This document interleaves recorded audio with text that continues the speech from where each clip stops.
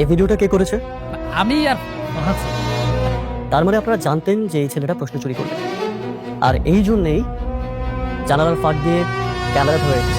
Hello বন্ধুরা, মিরাজ এবং শান্ত মিলে যে স্কুলের প্রশ্নপত্র ফাঁস করতে চুরি করার অবস্থায় কিন্তু ধরা পড়ে গেছে। তো এবার কি মিরাজ এবং শান্তর কি স্কুল থেকে বিতাড়িত হবে নাকি তাদের পুলিশের হাতে তুলে দেওয়া হবে? কি ঘটতে চলছে স্কুল গ্যাংয়ের 14 নম্বর এপিসোডে এবং 15 নম্বর এপিসোড, তো সবকিছু বিস্তারিত জানাবো আজকের ভিডিওতে। তাছাড়াও 14 নম্বর এপিসোডটি কেন আজকে আসেনি সবকিছু বিস্তারিত জানাবো আজকের ভিডিওতে। অবশ্যই ভিডিওতে একটি লাইক দিয়ে শেষ পর্যন্ত দেখতে থাকুন। তো এখন প্রশ্ন হলো যে মিরাজ আসলে প্রশ্নপত্র চুরি করা অবস্থায় যে ধরা পড়ছে, এখন কি তাকে স্কুল থেকে বিতাড়িত করবে? না, এখানে কিন্তু আমরা দেখতে পারবো অন্য কাহিনী করতে, কারণ এই স্কুল গ্যাং এর সিজন দিনে কিন্তু এখন প্রত্যয় হিরোইনের আগমন করেছে। তো প্রত্যয় হিরোইন সবকিছু আসলে তদন্ত করে বাড়াবে, কারণ সেই স্কুলের টপার ছিল একটা সময়। তো সেইখানে সাথী তাকে অপমান করে, এখন কিন্তু সাথীর বিপক্ষে প্রত্যয় হিরোইন মিরাজ এবং শান্তর পাশে এসে দাঁড়াবে। তো প্রত্যয় হিরোইন তার বুদ্ধিমত্তার পরিচয় দিবে এই নাটকের এই 14 নম্বর এপিসোডে। সেখানে আমরা দেখতে পারবো প্রত্যয় হিরোইন কিন্তু তার আসল কাহিনী আর চলার রহস্য কিন্তু ফাঁস করতে চলছে। তো আপনারা কে কে প্রত্যয় হিরোইনের জন্য এই নাটকটা দেখছেন তারা অবশ্যই কমেন্ট করে জানাবেন। তো স্কুল গ্যাং 14 নম্বর এপিসোডে আমরা দেখতে পারবো কিন্তু সাথের সব পরিকল্পনা আসলে ব্যর্থ হবে,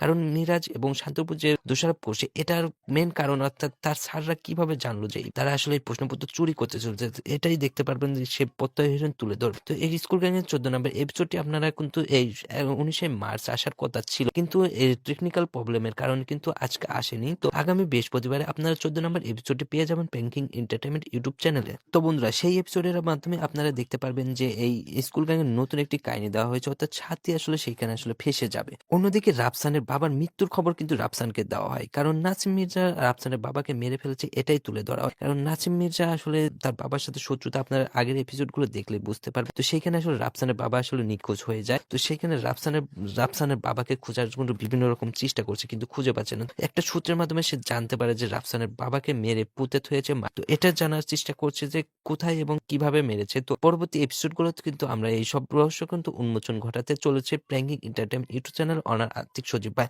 তো আপনারা কে কে স্কুল গ্যাং সিজনের 14 নম্বর এপিসোডটি দেখার জন্য অপেক্ষা করে রয়েছেন তারা অবশ্যই কমেন্ট করে জানাতে ভুলবেন না।